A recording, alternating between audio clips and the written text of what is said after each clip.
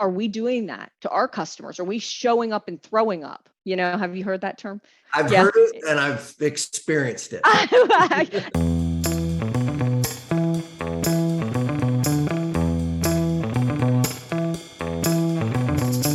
Welcome back, everybody. I'm Alastair Woolcock, CSRO here at Revenue.io, joined with co-host Howard Brown, founder and CEO, and one of the pioneers of all things revenue science.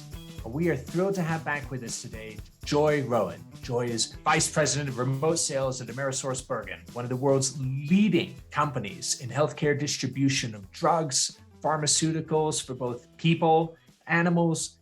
Most of us are touched in our lives by what her company does every single day. Joy, we are thrilled to have you back with us.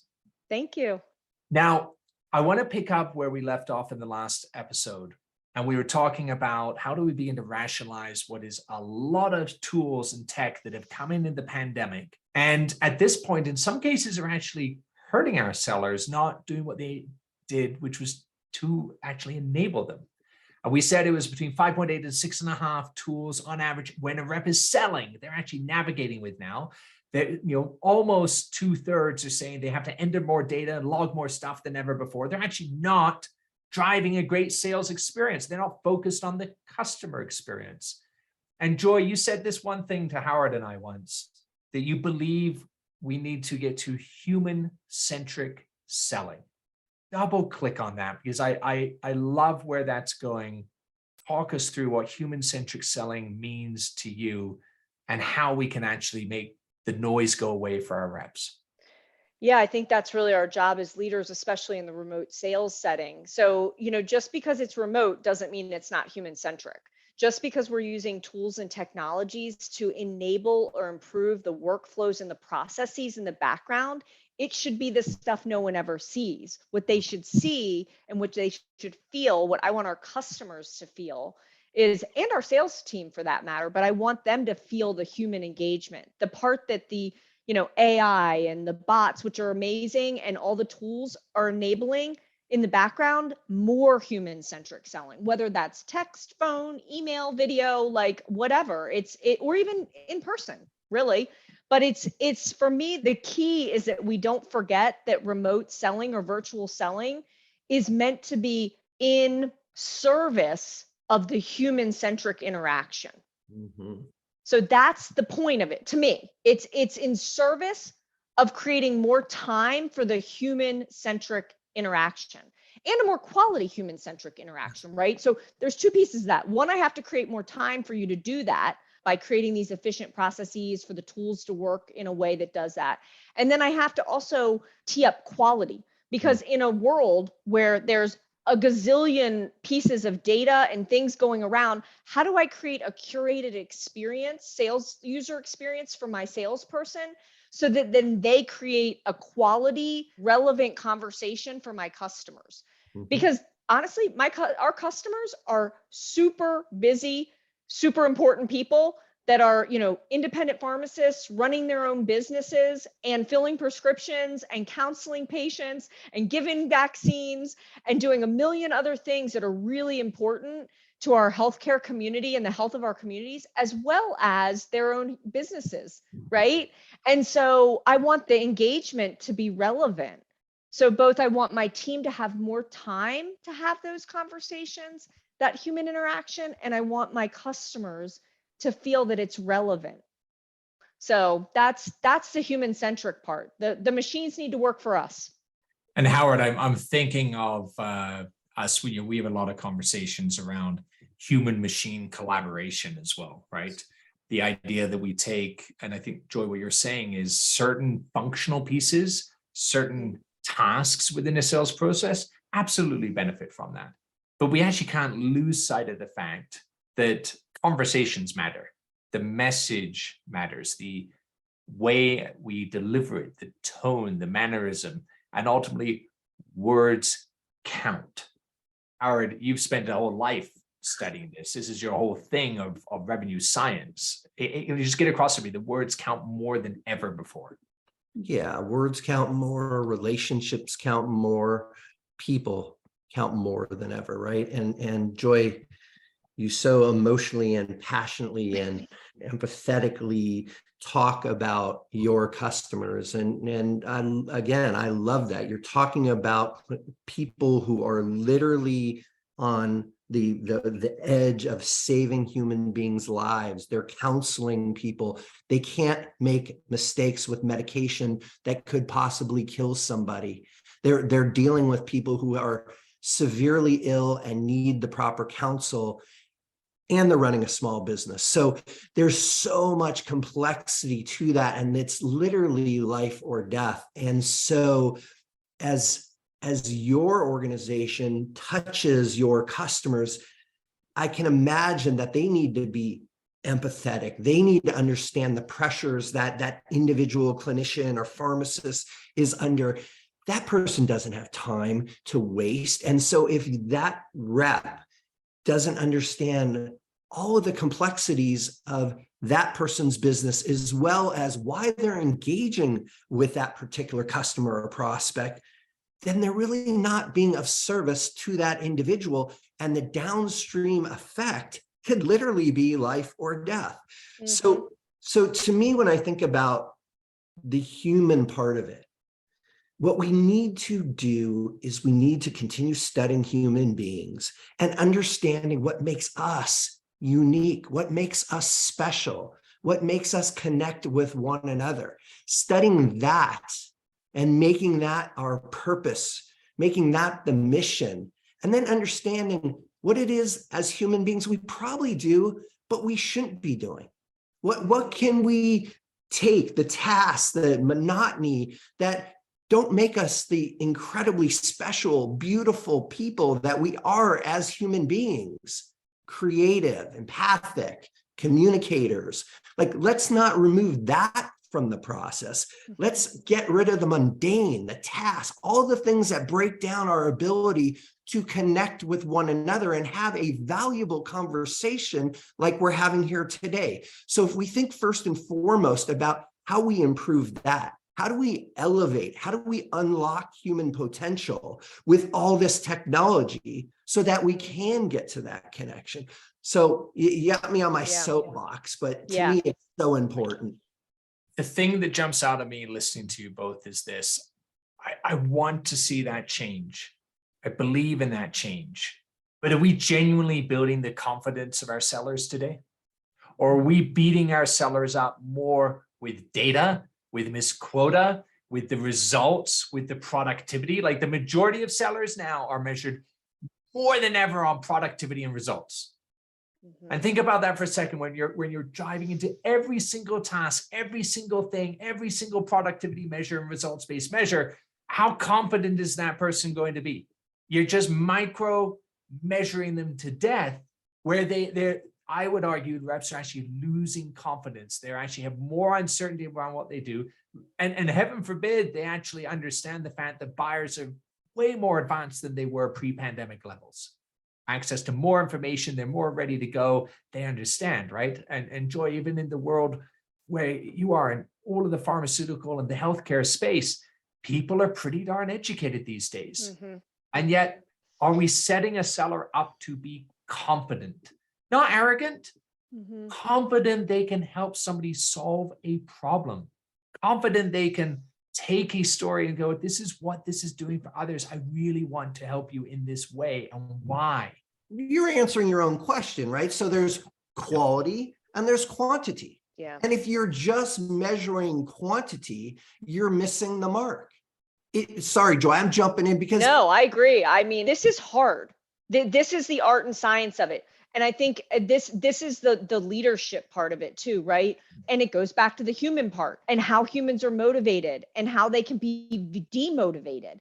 And if they feel they're being micromanaged, or you don't think it's not even that they don't have the confidence, you're not even letting them do it. It's not even, they actually sometimes are like, I can do this. Like, I actually have the confidence to do this, but you're like weighing me down with all of this. So I think where I have landed on this, it is both. This is not, 1999 where we have no analytics or science behind this. So you can't go back. Like, there's no going back.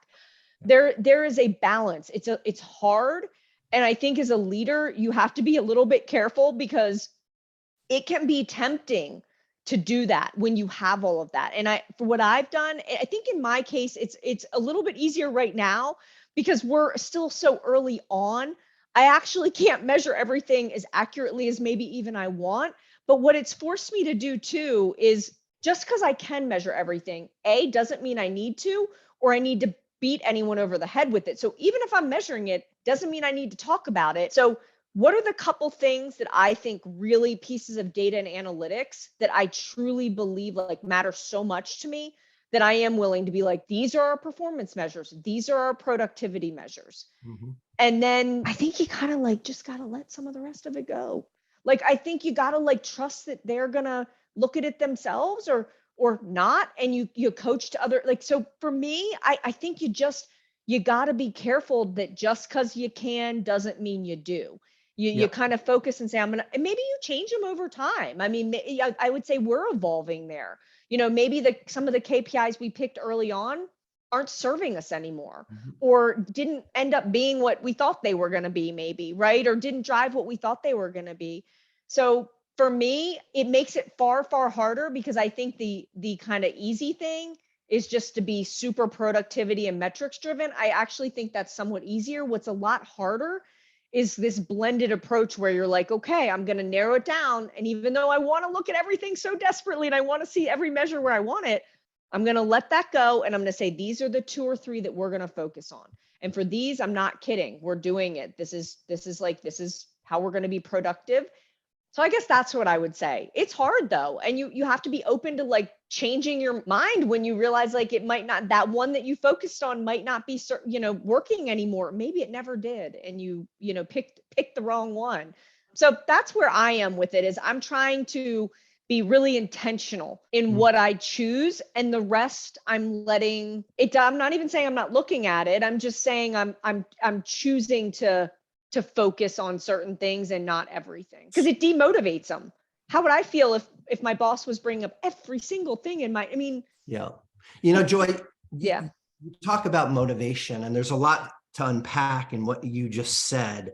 But when I think about the individual, right, we as leaders need to make sure that our employees know that we have their back, right? That the best employees that I have the opportunity to work with are the ones that have that growth edge. They want to get better. They want to improve. They want to know that you have their best interests as well as the company's best interest in mind. And so I really stress that it's not one size fits all. I have reps that are very early in their career, and I need to focus on certain metrics, but I need their buy-in that those metrics are in fact the ones that are going to help them improve. That is very different than my more senior reps, who, by the way, are hitting quota and exceeding quota and kicking butt. Those also, if they understand that you want them to perform better, not just for the company, but for themselves, if you understand what motivates them, whatever it is, if it's the big house or putting their kids through school or taking care of their parents, whatever that motivation is, if you understand that and you're working with them to help them achieve those goals, so that when they do fall back, and we all fall back, you can remind them, not in a shameful way, but in a way to help motivate them and ask them, is that in fact still what motivates them? They'll feel like you're in fact part of that team with them. And I think that's what's good. Let's not beat them over the head with the metrics. Let's make sure that the data that we're showing them helps them achieve their goals and the company's goals. And to your point, that changes over time. It changes for individuals, it changes for roles, it changes for seniority. So that's what's beautiful about all of this. We can tailor it for individuals. So that's a good point. I don't think we're there yet personally, but that's really a good point. How do you create maybe consistent base standards or base accountability, but then have the ability to say, look, we're all working on different things, right? And different people are at different places. I think I'm unapologetically about accountability. yes. And so there have to be certain things that are true. Like, it's a job, right? But I think you're right. It's first level is what are you picking for everybody? Second level is, Howard, like you're like the master class in like but then how do I take the data and make it individual for each person and role and then each person? And that's a good point. Honestly, I haven't quite gotten there yet, but with the data or with the tools, maybe we can, because we have the ability to look at things differently. You got it. Just like yeah. we're tailoring the experience for our customers, let's make sure we tailor the experience for our reps. Yeah. And really invest in our reps, because you're right. We have KPIs for the company and we have KPIs for our sales teams and the individuals.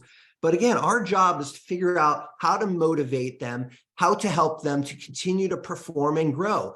Finding those things that you can work on together. So unapologetic, absolutely. You want growth. Figuring out where each individual needs that growth and helping them achieve it is our job as leaders. And that is one place in the technology, as I think about, again, my sales career and the years of like riding around in a car once a month with with my sales boss and them giving you the feedback. This is one of the kind of, I find really cool things about remote sales and some of the tools that we have, like Revenue, where you're not only are you able to record the conversation, like I know that like sketches people out sometimes, but like the power of being able to like self-coach and self-review. I'm trying to think of how many times, like when you're coaching someone and feeling like, have we improved on this? Like, and maybe we have, maybe it's obvious and we have. And again, think about, I go back to the employee. It's not just me as the boss going like, have we actually improved on this listening skill? Because I've been here once a month for the past 4 months. We've had some version of this coaching conversation.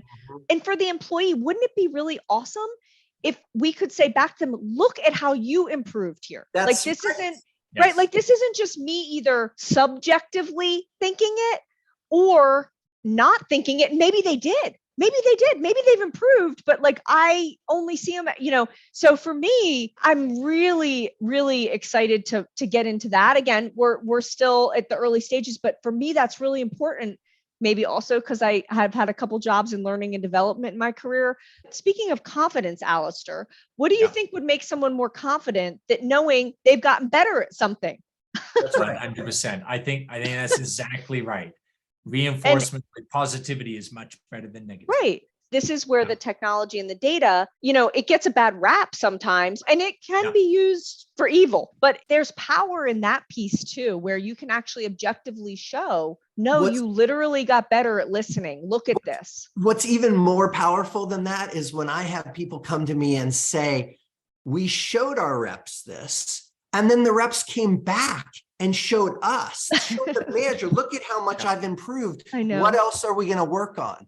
That is the power. That is the power of technology. You empower them to find those things and let them improve and find those next things, because that feels good. Again, you want to hire people that have a growth edge, that want to improve, empower them with the tools to do just that. So I agree. I love that. I want to give one final thought, because we started with the idea of the go-to-market debt, the technical debt, and all of the proliferation of these tools. Sounds like we've actually landed, Howard and Joy, on the first-person narrative of helping the sellers be better versions of themselves. But I want to talk vendors for a second. When I look at the entirety of the sales technology space and landscape and MarTech, all of it really, it has been a relentless push in this past decade for the next unicorn, the next billion-dollar valuation, the next blockbuster IPO. And everybody's having a pretty rude awakening now in the current economic environment. And in that pursuit, a lot of technology companies have been built that I would say are very good at monetizing an opportunity in the market. Right? We couldn't do something through virtual selling. We couldn't do something with conversations. And now they just queued in and grabbed that and went. What I would suggest is, and I'm a pretty quantitatively driven guy, but I actually think that when looking at vendors these days, the resurgence of a qualitative measure is equally as important to think about this. So what do I mean? When I think of us and I think of what we're doing, at the heart of all of what we are building, we are trying to unlock human potential. We're trying to unlock human potential through better communication, what we three are doing right this very second. As I talk with vendors today, as we buy products as well, I now QM more and I want to know what thing are you actually trying to solve? And if somebody can't rattle off to me a conviction around what it is they're solving for, and they just want to give me another marketing-based tagline around the problem they solve, is that really a technology I need? Isn't that just another technology for technology's sake? Or do I want to work with vendors that maybe don't have it all figured out in this very advanced world of AI, but are actually trying to aspirationally do something better to improve the condition of humans? Is that a measure we should use? Is it a measure that's real? I mean, I think that we're all consumers, and I think that we tend to align with or buy what we think is going to solve our problems, and the people that are listening and we think are whether, that are going to partner with us to do that.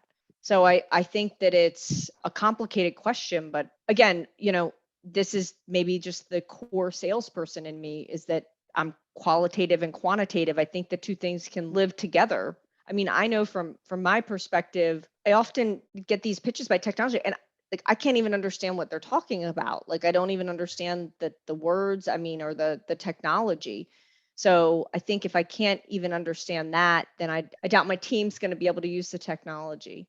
And right there, Joy, what you've said through 2 amazing episodes with us, it's got to be about that experience. And if we aren't building around a common experience to improve that for whatever the role, I don't think it's very functional technology to begin with.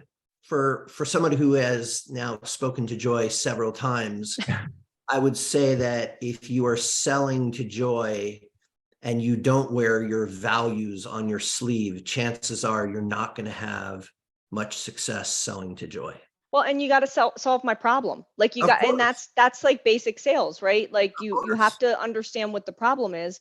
I mean, that's what is important. And when you were saying about how close we feel to our customers, it's because we truly believe in the work that they do. We're aligned to that. We're trying to create healthier futures, which aligns to what our customers do. And so I think though you can't do that if you don't understand what's important to them, right? So it's both. You have to understand what things I'm trying to solve, basically.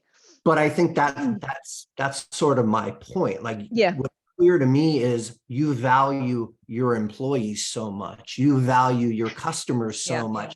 So if I don't come to you and help you achieve those values, I'm not going to be successful with you. No. Your problem is you need to deliver better experiences, more value to those folks. So that's what I meant by that. Yeah, but I only know that because I've spent some time with you. I've listened to you, right? Yeah. And so that's what we have to do with our customers. We have to listen to what's important, not just pitch something. I agree. And I think, look, selling to a salesperson, I try and give the hints up front. Like I'll tell you exactly what my problems are, because what I'm looking for is to cut to the chase and help me solve them.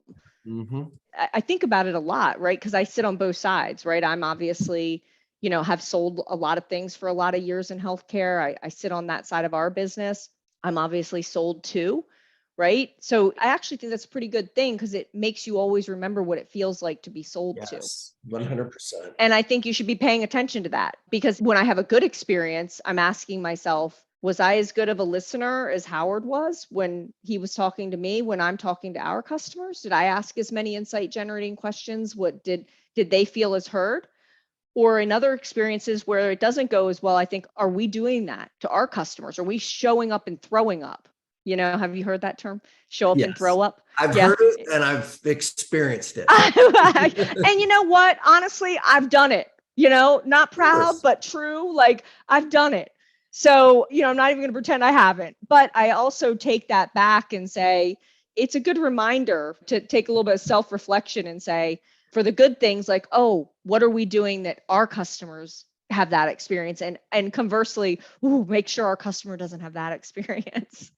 Joy, this has been amazing. And I think I could safely say for both Howard and I, if the rest of AmerisourceBergen is 1/10 the passion that you are, in terms of the experience you're providing, in terms of what you deliver for animal and human health around the world, it brings a smile to my face the next time I go and need some help on that side, and gives me some tremendous hope for our future healthcare as well. So thank you for being so human-centered yourself. At the end of the day, all leadership comes from first-person belief. So You exude it in spades, and it's been amazing to have you on these 2 episodes. Hopefully we can have you back for more as time permits in the future here as well. Howard, anything else from your side?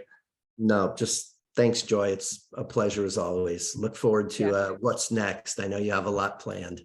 We do. Yeah, a pleasure as well. Thanks, everyone. Please don't forget to like and subscribe to the podcast, and try our new dial-in number at 323-540-4777. That's 323-540-4777. And Howard and I will do our best to answer your questions on upcoming episodes. Thanks again.